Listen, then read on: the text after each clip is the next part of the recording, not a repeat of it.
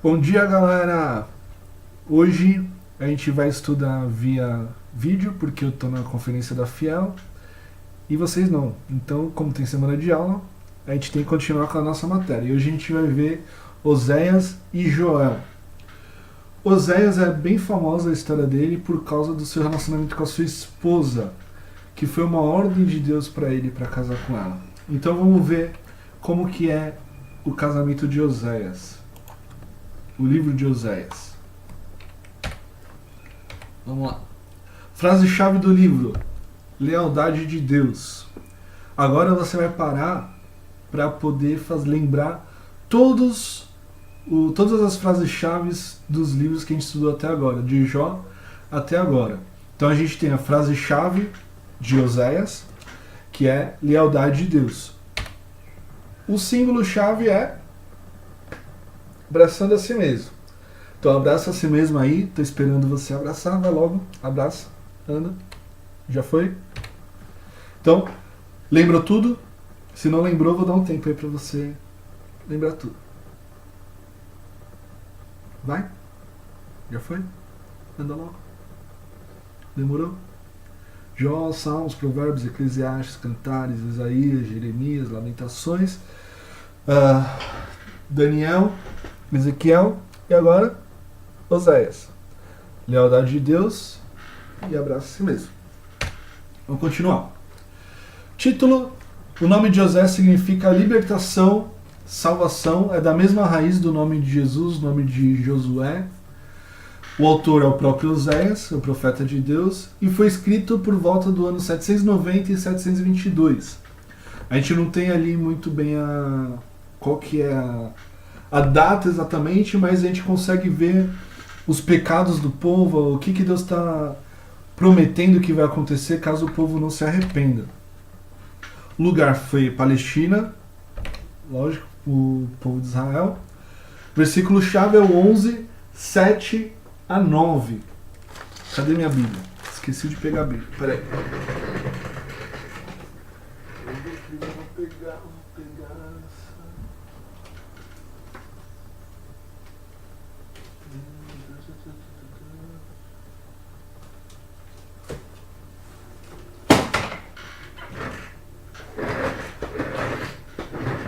Faz tempo que eu não uso essa Bíblia, então vamos ler essa aqui. Oséias, capítulo 11, versículos 7 a 9.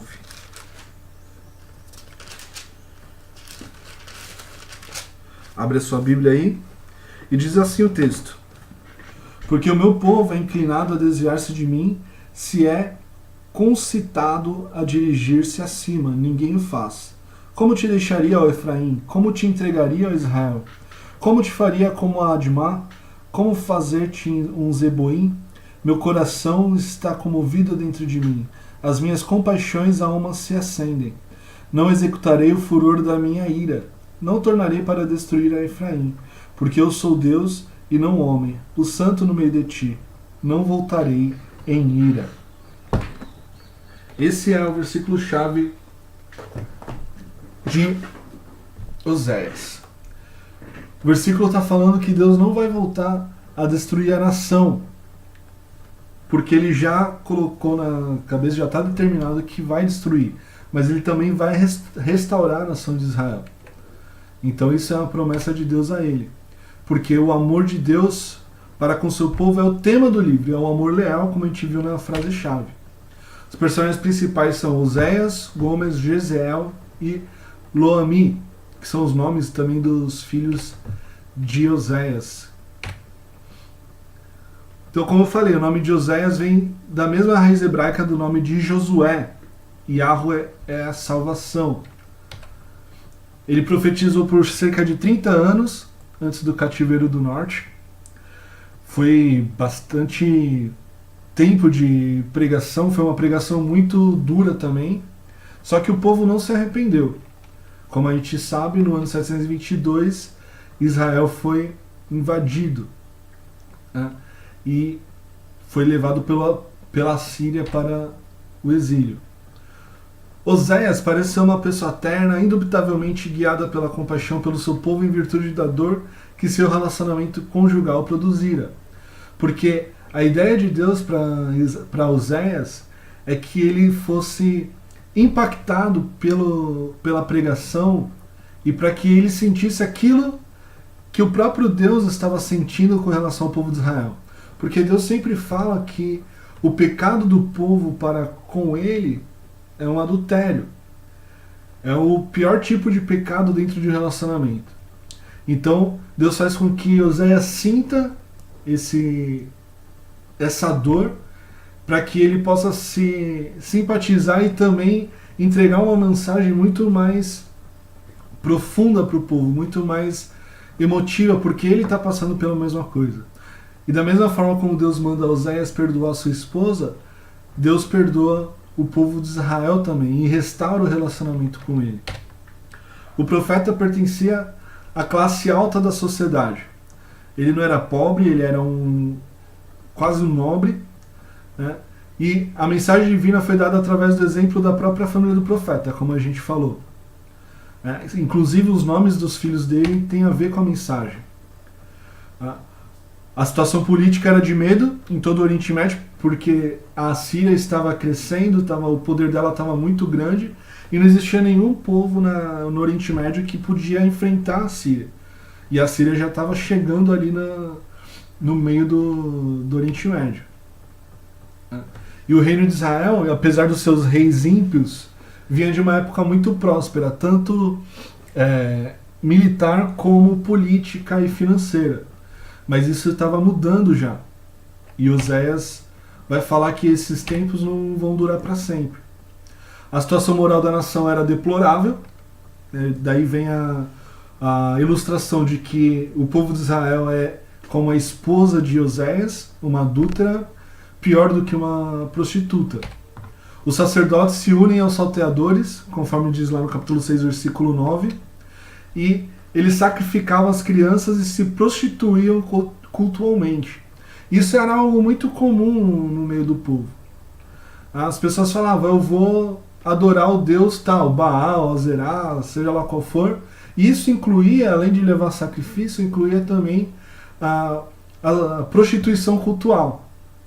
Então, além de o sacrifício, eles tinham relações com as prostitutas e os prostitutos também nesse meio. Então, tinha sacrifício de crianças, tinha toda essa coisa horrenda que Deus fala que não deseja, Ele não quer, mas Ele quer que seja uma completa adoração a Ele, que não exigiu nada disso. O ministério de Oséias foi longo e paciente, assim como ele foi paciente com a esposa dele.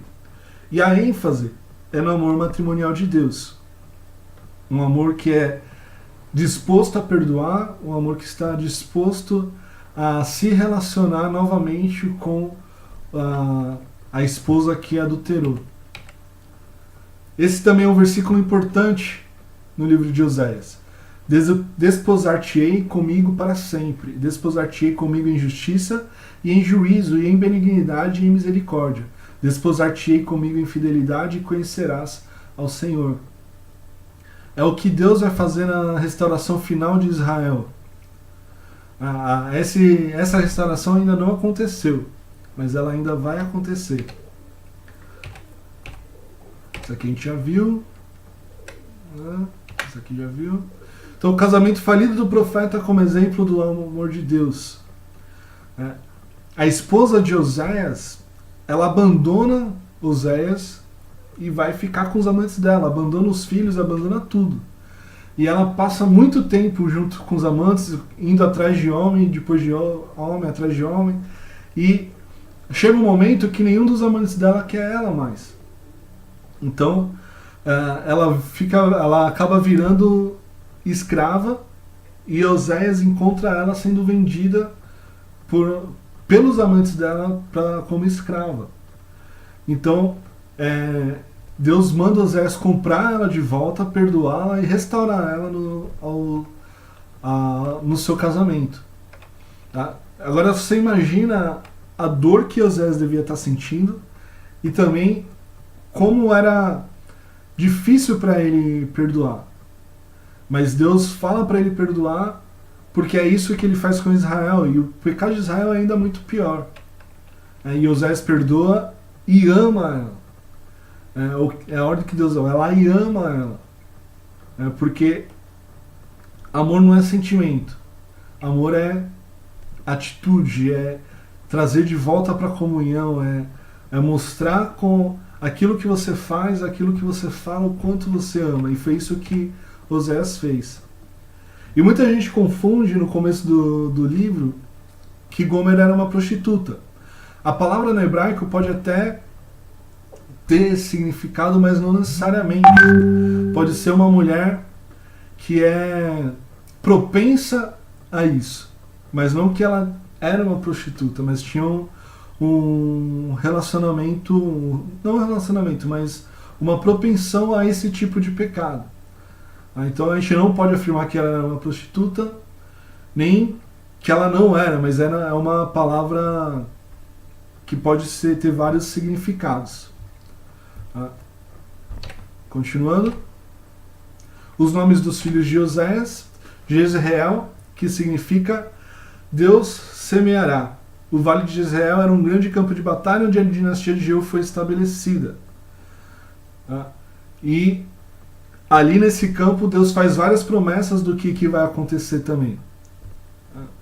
Então você lê o texto lá de José, depois você vai ver como que Deus promete as coisas. Lo Ruamá, sem misericórdia ou piedade, desfavorecida, que é a situação de Israel em relação a Deus. Deus voltou o seu rosto contra Israel por causa dos seus pecados, e a punição da Síria é prova disso. Então toda a situação Deus virou o rosto e agora não vai mais tratar o povo com amor até que a punição de Israel venha e até o tempo da restauração de Israel.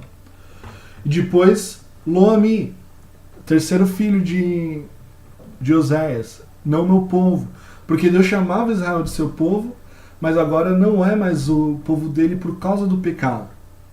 Mas nas promessas que Deus faz pro povo de Israel, ele vai mostrar que esses nomes não vão ser para sempre, mas ele vai mudar o nome do povo de Israel, e com relação ao nome dos filhos de Oséias, falando: aquele que não tinha misericórdia vai ser demonstrado misericórdia, aquele que eu chamava não meu povo, eu vou chamar de meu povo, porque a punição de Israel visa o arrependimento e visa a restauração que Deus vai trazer sobre o povo.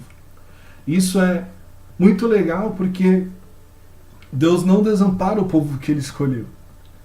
Então, aquilo que ele demonstra através da vida de Oséias se cumpre na vida do povo de Israel. E a restauração é narrada lá no capítulo 2, versículo 23. Vamos ler. Pega aí a sua Bíblia. 2:23.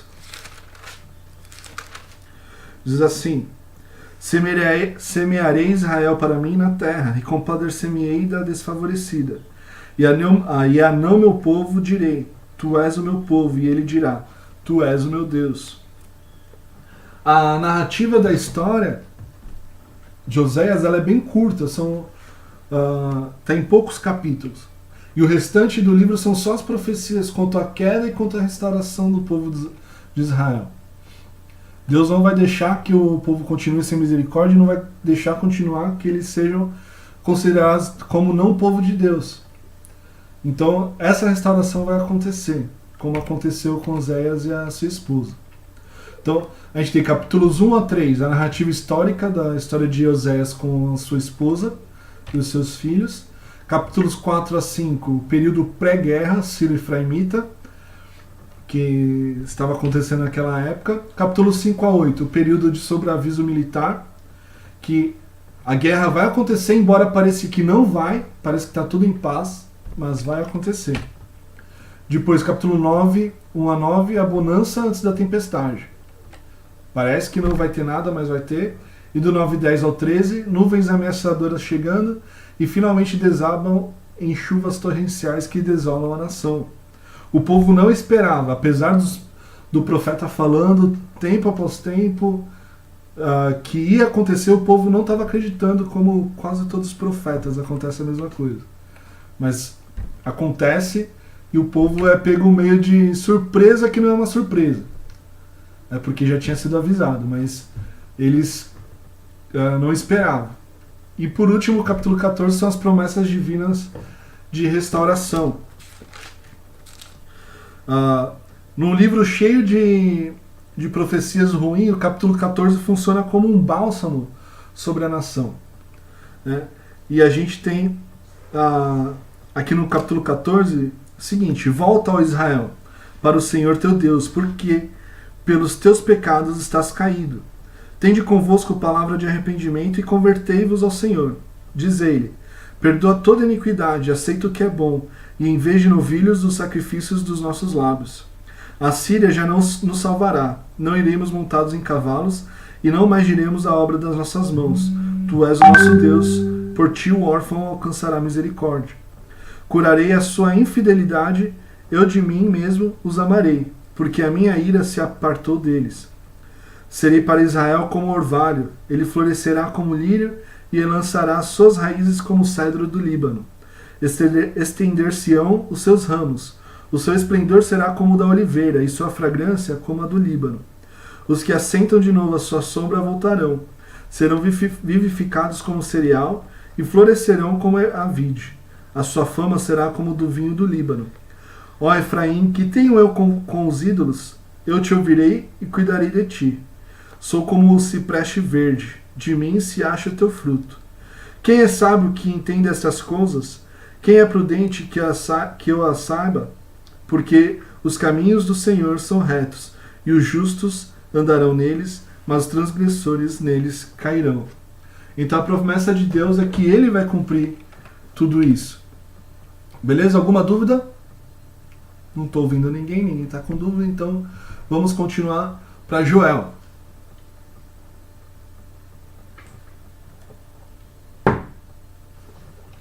Joel é um livro curto, por isso que ele está nos profetas menores, e ele é um livro muito interessante. Frase-chave do livro de Joel: o dia do Senhor. E o símbolo, aí na imagem não parece muito assim o que é, mas a gente tem que lembrar do que significa esse símbolo. Na verdade, o símbolo é assim, ó.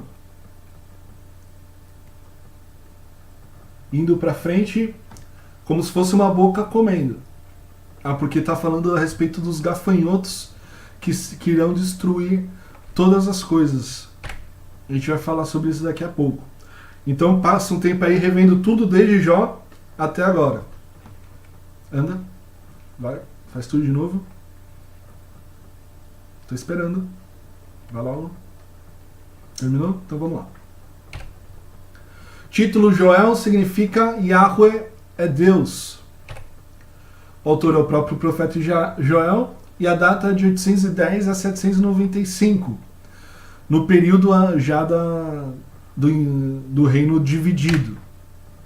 Lugar foi escrito em Judá, e o versículo-chave é o 2:13.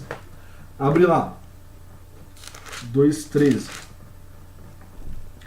Rasgai o vosso coração e não as vossas vestes, e convertei-vos ao Senhor vosso Deus, porque Ele é misericordioso e compassivo, e tardio em irar-se, e grande em benignidade, e se arrepende do mal. Aí esse é o versículo-chave. Rasgai o vosso coração e não as vossas vestes. Era comum naquela época, quando alguém ficava triste ou desesperado, acontecia alguma desgraça, eles rasgavam as vestes deles, e como sinal de luto, de tristeza. Só que muitas vezes acontecia isso e o povo não estava com o coração rasgado, era somente algo externo. E Deus está falando, Ele conhece o coração. Então não adianta rasgar as vestes se o coração não está arrependido, se o coração não está rasgado. Essa é a grande questão, e o julgamento que vai acontecer, que é chamado o dia do Senhor, vai vir destruindo tudo, porque o povo não se arrepende. E o tema do livro é o julgamento e a restauração do dia do Senhor. O propósito do livro é advertir o povo de Judá contra a sua infidelidade a Deus e para motivá-los a voltar a Ele antes do grande dia do Senhor. Porque quando chegar o grande dia do Senhor, o bicho vai pegar. E aí talvez não dê tempo para arrependimento. Porque quando vier, as pessoas vão morrer, vão se desesperar e vão esquecer do Senhor e não vai dar tempo de se arrepender. O conteúdo do livro. Previsão do dia do Senhor, capítulos 1 a 2, divididos entre julgamento, chamado ao arrependimento. E depois, as bênçãos prometidas, capítulo 2:18 ao 3:21. Talvez o livro de Joel seja o primeiro livro profético a ser escrito. A gente não tem certeza. Mas pela data, pode ter sido. Tem outros livros que podem ocupar esse lugar aí de primeiro livro a ser escrito. O profeta talvez fosse um sacerdote, pelo conteúdo do livro, e a nação de Judá passava por uma fase de restauração após o reinado de Atalia, que foi uma droga. O sumo sacerdote Joiada foi responsável por essa restauração e guiou o jovem rei Joás nos caminhos do Senhor. Ele escondeu Joás, depois você pode ler lá, se você não leu ainda, devia estar lendo, o livro de 1 Reis, o 1 e 2 Reis, que vai narrar essa história. Tá? Então a Atalia foi uma péssima rainha, ela matou todos os netos dela, só sobrou Joás. E Joás foi o rei que começou a reinar, se não me engano, com 8 anos, e ele foi... E parou a câmera aqui, peraí, eu vou ligar de novo. E ainda ficou uma imagem muito legal, né? Caramba. Cadê aqui? Agora foi. Gravar. Então vamos lá, continuar. Então foi... Joás começou a reinar ainda muito jovem, debaixo da tutela de Joiada. E ele foi um dos melhores reis de Judá. Continuando aqui. A purificação espiritual não foi tão eficiente. A indiferença religiosa foi a consequência. Joás fez muita mudança para o povo voltar à adoração ao Senhor, mas da mesma forma com que o rei Josias tentou fazer uma reforma, Joás também não conseguiu ser tão profunda essa reforma. Então essas falhas foram o motivo do julgamento, que o povo não se arrependeu de verdade. Ele profetizou o derramamento do Espírito no dia de Pentecoste, no capítulo 2, versículo 28 e 32, que é a citação de Pedro em Atos 2. Quando ele fala do que está acontecendo lá no dia de Pentecostes. O dia do Senhor é o dia em que o Senhor trará das nações depois do período da igreja. Tratará das nações depois do período da igreja. Então, durante o período da tribulação, que é quando Deus vai tratar as nações, vai tratar Israel também durante esse tempo. E a gente acabou a aula de hoje. Alguma dúvida? Não? Então não esqueçam de marcar a leitura do Alice. Não esqueçam também de marcar que você assistiu essa aula para você ter presença, senão você vai ter falta nesse dia, na segunda-feira, dia 2, no diário. Tudo bem?